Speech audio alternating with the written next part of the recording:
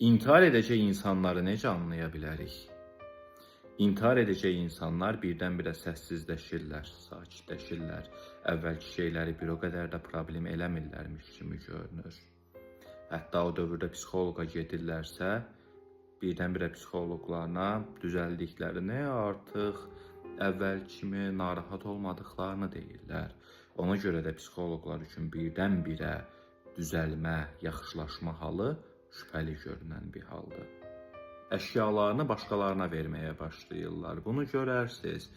Mənim bir köynəyim var, çoxdan da geyinmirəm. İstəyirsənsə götür, şalvarım var, istəyirsən götür.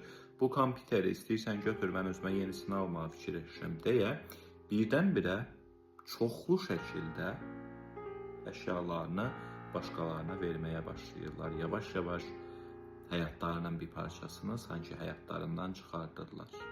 Getdikcə onlarla danışmaq daha çətin hala gəlir. Mesajlara cavab vermirlər, görüş təkliflərini geri çevirirlər, yanlarına gedib söhbət etmək istəsəz belə qısa kəsirlər.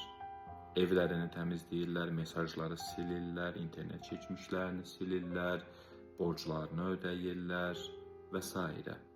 Kənardan həyatlarına depressiyadan sonra nizam verirmiş kimi görünürlər, amma əslində bu səssiz bir vidadır.